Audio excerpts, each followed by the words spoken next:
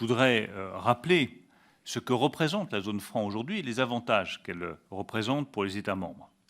D'abord, elle permet à tous les États membres de travailler ensemble, d'être solidaires, de faire converger davantage les économies. Et nous voyons que dans le monde instable où nous sommes, c'est la même chose pour la zone euro.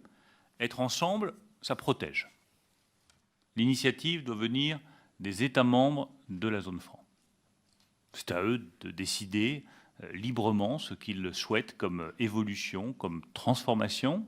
Ce que je peux vous dire, c'est que le président de la République est prêt à une réforme ambitieuse de la zone franc. Mais je le redis, c'est aux États membres de la zone de prendre l'initiative, de faire des propositions et de mesurer jusqu'où ils souhaitent aller.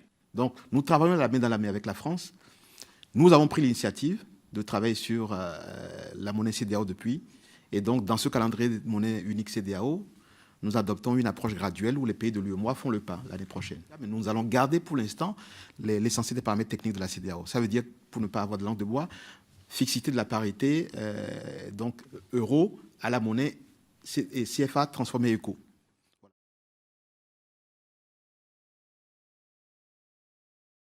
Comme vous venez de l'entendre dans ce court extrait, le ministre de l'économie française, M. Bruno Le Maire, vient cracher une nouvelle fois au visage de la jeunesse africaine qui, depuis des années, est en train de dire de manière explicite qu'on ne veut plus de la présence française dans notre économie, qu'on ne veut plus de la présence française dans notre vie politique de manière générale.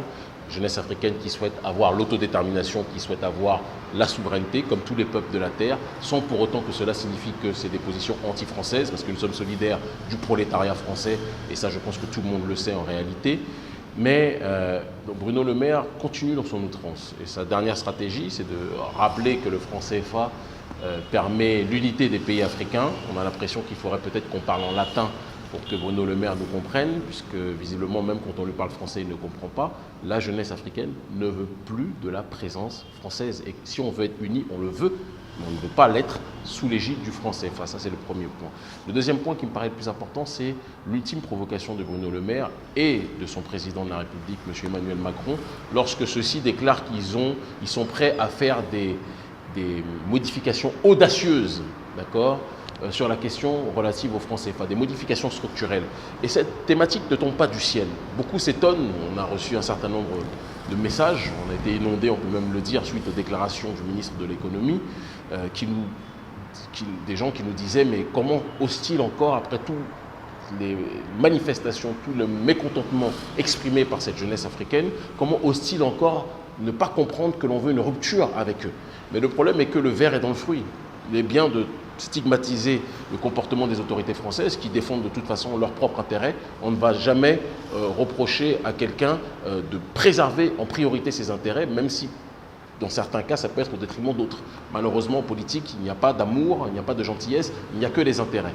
Mais le problème c'est que chez nous, au sein de nos élites africaines, bon nombre de gens ont prêté le flanc pour que les autorités françaises, et notamment le ministre de l'économie, puissent croire encore qu'il est possible de proposer des modifications structurelles du franc CFA alors que la jeunesse africaine ne veut pas du franc CFA. Et je donne un exemple simple.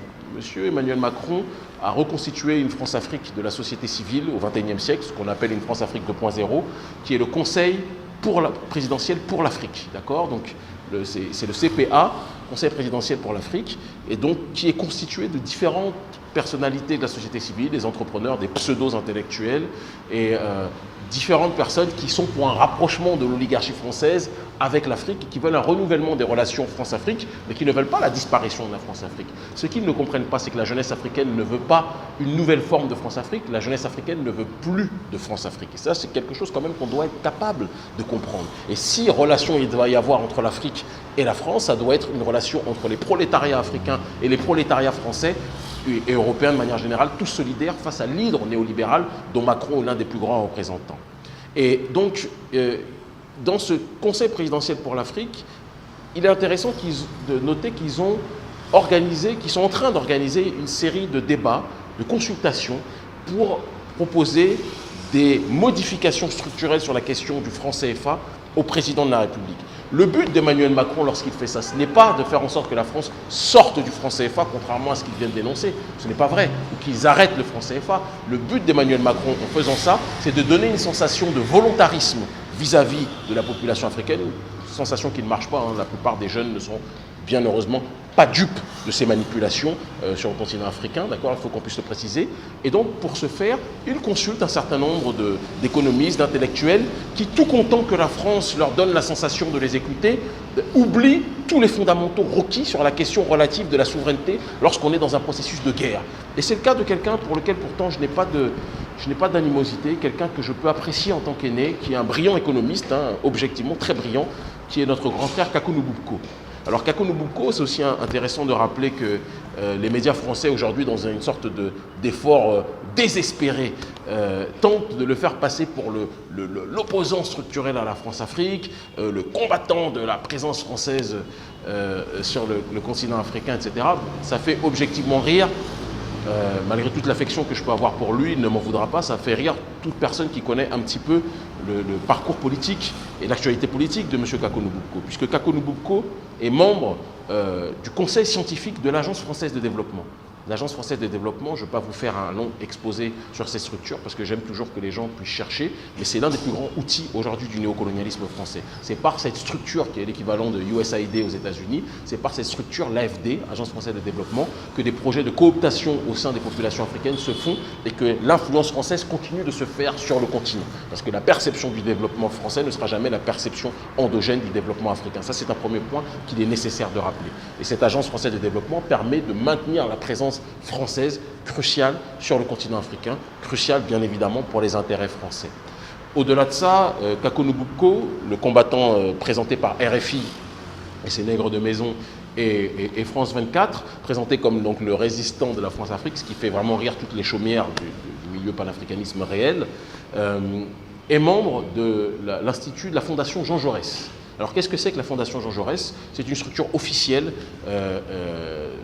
du Parti socialiste français, donc de la gauche française, et qui se veut être une structure qui propage l'idéologie de la France dans les rapports, notamment des pays du Sud, et dans les rapports de l'Occident et de la France avec un bon nombre d'autres nations en dehors de ce même Occident-là. Donc c'est important quand même de comprendre dans quel logiciel idéologique est M. Kakou Nububko. Rappelons aussi qu'il a été ministre volontaire, personne ne lui a mis le couteau sous la gorge, d'un des plus grands criminels du continent africain, qui est Faure Gnassingbé. Je pense que quand on sait qui est Faure Gnassingbé, quand on sait quelle entité il est en termes de dictature en tant que tel, accepter, même s'il a eu des désaccords, puisqu'il a perdu son poste par la suite, il faut le rappeler, mais accepter d'être le ministre de ce dernier, bon, on peut quand même se questionner. C'est pas lui qui s'est levé en disant j'arrête de travailler avec lui. Il a été démissionné parce qu'en même temps, il critiquait la question du franc CFA, sur lequel il est objectivement très critique, et dans le même temps, il était encore lié sur bon nombre de points par rapport aux avantages que confère le poste de ministre. Donc posons-nous quand même des questions sur tout cela. En dehors de ce point, Kakou Nububko donc a accepté de faire des propositions au Conseil de Macron pour effectuer une réforme du franc CFA. Et j'ai envie de dire une chose simple à mon grand frère Kakou Nububko, que j'apprécie profondément. Kakou, pendant combien de temps va-t-on laisser la France nous dire ce qui est bon ou mauvais pour nous? Tu fais des propositions aux autorités françaises comme si les autorités françaises devaient être les autorités qui décidaient de notre avenir. La jeunesse africaine a déjà tranché. Nous ne voulons plus de la présence de l'oligarchie française dans l'économie africaine. Nous ne voulons plus du CFA sur le continent africain. Nous n'en voulons plus en Afrique de l'Ouest, nous n'en voulons plus en Afrique centrale. Et ce n'est pas en faisant des propositions pour que la France modifie structurellement le franc CFA qu'on s'en sortira. C'est en étant dans une rupture épistémologique réelle avec ce système monétaire et avec la France-Afrique de manière générale. Et ça passe aussi justement par l'abandon de toutes les tendances et de tous les axes reliés au néocolonialisme français, dont le développement français dans sa perception pour laquelle tu travailles est un problème aussi. Je pense qu'il faut qu'on réfléchisse dans le fond aujourd'hui. Je lance par cette même occasion un appel à toutes les élites africaines qui passent leur temps aujourd'hui à faire du bobaraba, d'accord, à danser le makpuka devant l'oligarchie française. À chaque fois que l'oligarchie française tape des doigts, claque des doigts, arrêtez de faire les prostituées intellectuelles des intérêts français. Arrêtez cela. Arrêtez, comme le fait Felwinsar, dès que Macron l'a appelé pour la restitution des œuvres, etc. Bien sûr qu'on a besoin de la restitution des œuvres, mais on n'a pas besoin de le faire sous l'égide du président Macron. Il arrive un moment où il faut qu'il y ait un volontarisme de nos sociétés civiles, de nos populations africaines, qu'on soit dans une démarche d'autodétermination réelle, que ce soit la population du continent ou de la diaspora en tant que telle. Il n'y a que comme ça, dans cet aspect panafricaniste-là, que l'on s'en sortira. L'autodétermination, l'unité par les nôtres, pour les nôtres, d'abord, d'accord, et la possibilité de nous faire entendre par nos propres moyens et de ne pas attendre toujours systématiquement le bon vouloir des autorités françaises pour nous en sortir. Donc je dis, pour conclure, non, nous ne voulons pas des modifications audacieuses de la France sur la question du franc CFA. Nous voulons l'abandon du franc CFA. Nous voulons une monnaie éco qui soit sur un taux de change flexible, arrimé à un panier à devises. Et nous ne voulons plus que ce soit un taux de change fixe arrimé à la monnaie euro. C'est notre souhait, c'est notre volonté. Et si les autorités françaises continuent à nous cracher au visage, malgré tous les efforts de la jeunesse africaine pour être le plus clair possible, et les autorités françaises entendent cela, puisqu'ils sont prêts maintenant à parler de modification. Sauf que ce n'est pas la modification que l'on veut, c'est la disparition du franc CFA, la disparition de la présence française. Et nous allons monter en degré si vous continuez à vous moquer de nous et de vous moquer de millions de jeunes Africains qui crient leur désespoir depuis des mois et des mois et des mois, pour ne pas dire des années, sur le continent et dans la diaspora. Faites attention à ne pas dépasser les limites. Et intelligentsia africaine, souviens-toi de quel peuple auquel tu appartiens. J'espère que vous finirez par comprendre.